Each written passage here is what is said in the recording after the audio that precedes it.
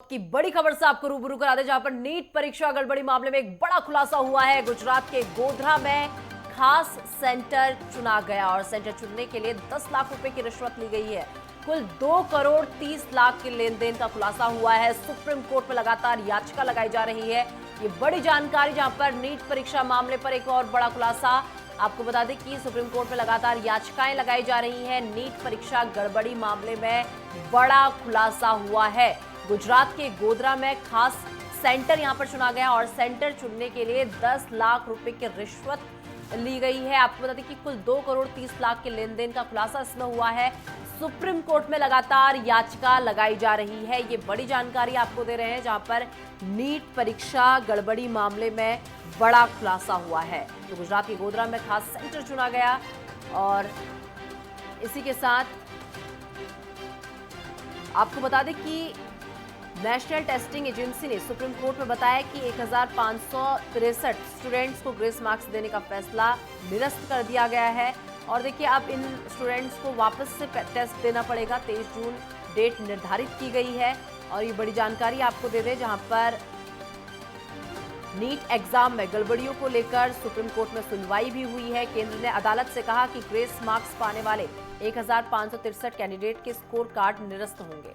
तो चलिए, तमाम जानकारी के साथ एक बार फिर स्टेट हेड राघवेंद्र प्रताप सिंह इस वक्त मेरे साथ जुड़ चुके हैं। राघवेंद्र, देखिए, नीट परीक्षा गड़बड़ी को लेकर एक और खुलासा हुआ है। गुजरात के गोधरा को जो है सेंटर चुना गया था और इसके लिए जो है पैसे भी जो है रिश्वत जो है ली गई थी।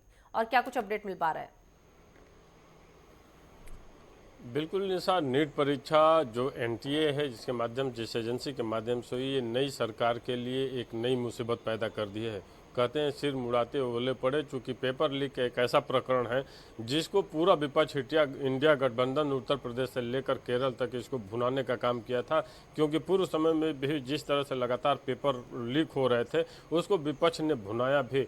और ये जो एनटीए के ऊपर आरोप लगे हैं और जिस तरह से युवाओं में आक्रोश है और जिस तरह से इंडिया गठबंधन भी इस मुद्दे को भुनाना चाहते हैं, और उसी बीच में कल धर्मेंद्र प्रधान का, एचआरडी मिनिस्टर का जिस तरह से बयान आया कि भ्रष्टाचार के और पेपर लीक के कोई साक्ष्य नहीं मिल रहे हैं, और एक तरफा अब तुरंत मंत्री बनने के बाद जिस तरह से उन्होंने क्लीन चिट दिया, उसके बाद से शाम तक, देर रात तक गुजरात के गोधरा से बातें सामने आ गई कि इस खास सेंटर को चुना गया। यहाँ पे एडवांस में 10 लाख रुपए दिए गए, उसके बाद करोड़ों के लेन देन हुए। और जिस तरह से एक ही सेंटर से 70 अभ्यर्थियों के एक ही मार्क्स, और वो भी 100% मार्क्स अगर मिलते हों, और ग्रेस मार्क्स के नाम पे हजारों अभ्यर्थियों को तो आप मौका दे रहे हैं कि आप एग्ज़ाम दीजिए, तो जो पेपर लीक हुआ हो ये आप कैसे तय कर सकते हैं कि कितने छात्रों के पास ये पेपर पहुंचा है और कितने छात्रों के पास नहीं पहुंचा है? तो स्पष्ट रूप से एक मैसेज तो है कि नई सरकार के लिए नीट परीक्षा एक मुसीबत बन गई है। और इसमें सरकार अगर कठोर निर्णय लेते हुए तुरंत सीबीआई या सुप्रीम कोर्ट की निगरानी में कोई जांच नहीं बैठाती है, तो युवाओं में जिस तरह का आक्रोश देखने को मिल रहा, ये मामला इतना जल्दी थमने वाला दिखाई नहीं दे रहा है। क्योंकि इसमें राजनीतिक पार्टियां भी अब शामिल हो गई हैं। वो कांग्रेस की बात कर लें या सपा की बात कर लें, सब अब नीट परीक्षा के पेपर लीक की बात को अब त्वरित अपने तरफ से आगे बढ़ाती हुई दिखाई दे। नहीं तो ऐसे में हम कह सकते हैं कि मोदी सरकार के लिए अगर पहली कोई मुसीबत सामने आई है तो ये नीट परीक्षा का जो पेपर लीक है वो सामने आया है। क्योंकि जिस तरह से अभ्यर्थी हर जगह आंदोलन करते हुए दिखाई दे रहे हैं, वो चाहे हम दिल्ली की बात कर लें, बंगलौर की बात कर लें, लखनऊ की बात कर लें, लगातार अभ्यर्थियों का आंदोलन और सुप्रीम कोर्ट का दरवाज़ा खटखटाना दिखाता है कि इसमें व्यापक स्तर पर धांधली हुई है। और अभ्यर्थी भी इस बात को लेकर पूरी तरह से मुस्तैद हैं कि बिना न्याय लिए हम बैठेंगे नहीं। तो इसमें अब क्या फैसला होता है, चूंकि अब साक्ष्य भी मिलने लगे हैं कि गुजरात के गोधरा के सेंटर से पेपर लीक की बातें पारदर्शी होनी चाहिए। राघवेंद्र, सुप्रीम कोर्ट की तरफ से भी कहा गया है। और ऐसे में देखिए, 1563 जो कैंडिडेट हैं उनके स्कोर कार्ड निरस्त होंगे, ये कह दिया गया है। और इसी के साथ 23 जून को अब फिर से री एग्जाम इन लोगों का होगा। लेकिन काफी कैंडिडेट ऐसे हैं जो अब एग्जाम नहीं देना चाहते, ऐसा उनका कहना है। लेकिन अगर बात उत्तर प्रदेश की कर ली जाए तो यहाँ पर क्या रिएक्शन सामने आ रहे हैं? निशा, उत्तर प्रदेश में भी वही रिएक्शन अभ्यर्थियों के सामने दिखाई दे रहे हैं जो प्रदेश के अन्य हिस्सों में, देश के अन्य प्रदेशों में जिस तरह से अभ्यर्थियों का हंगामा चल रहा है, यहाँ भी अभ्यर्थी चाहते हैं कि नीट परीक्षा कैंसिल हो और दोबारा री एग्जाम हो।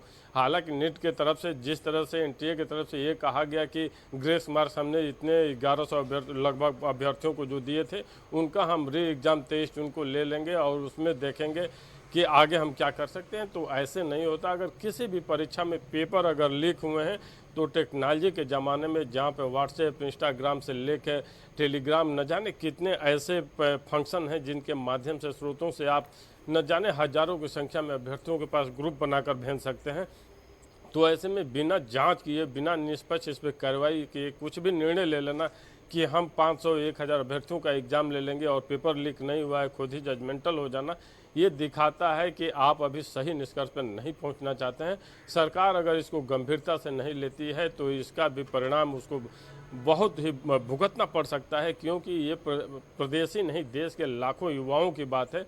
और ये सरकार जितना जल्दी इस पर निर्णय ले ले, जांच बैठा दे या एग्ज़ाम कैंसिल करके दोबारा एग्ज़ाम करा ले, उसी में ज़्यादा उसके लिए भी सही रहेगा। क्योंकि ये अभ्यर्थी आंदोलन को रोकने के मूड में नहीं दिखाई दे रहे हैं। लखनऊ में भी जिस भी अभ्यर्थी से बात करिए वो इस बात को लेकर एकदम प्रयासरत है कि ये एग्ज़ाम कैंसिल हो और दोबारा पुनः एग्ज़ाम हो, क्योंकि हम लोगों के साथ अन्याय हुआ है। सरकार को इसको गंभीरता से लेना भी चाहिए। राघवेंद्र, देखिए नीट परीक्षा जिन बच्चों ने दी थी, अगर उनके अभिभावकों की बात कर ली जाए तो हमने वो तस्वीरें भी देखी हैं कि किस तरीके से अभिभावक रोते हुए भी नजर आए हैं।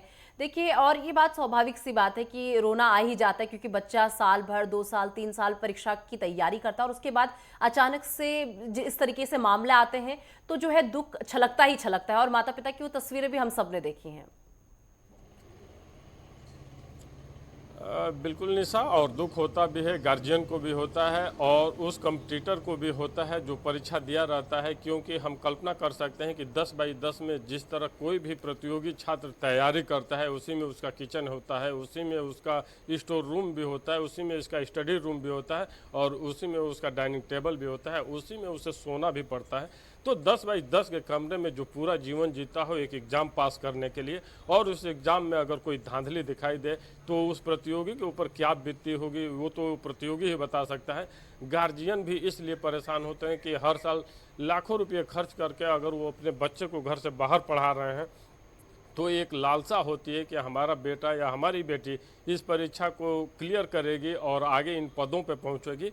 तो सरकार को इन्हीं सब बातों को गंभीरता से लेना चाहिए, क्योंकि ये प्रदेश ही नहीं देश के लाखों युवाओं की बात है जिनमें उनका भविष्य जुड़ा हुआ है। और युवाओं के भविष्य के साथ अगर किसी भी शरारती तत्व द्वारा इस तरह खिलवाड़ करने का प्रयास किया गया है तो इस पर कठोर कार्रवाई होनी चाहिए, दंडात्मक कार्रवाई होनी चाहिए।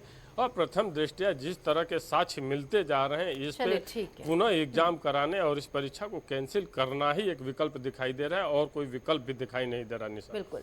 चलिए राघवेंद्र, और आगे आपसे फिर अपडेट लेंगे, क्योंकि आज उत्तर प्रदेश में 13 MLC शपथ लेने जा रहे हैं, इस पर भी आपका अपडेट लेंगे।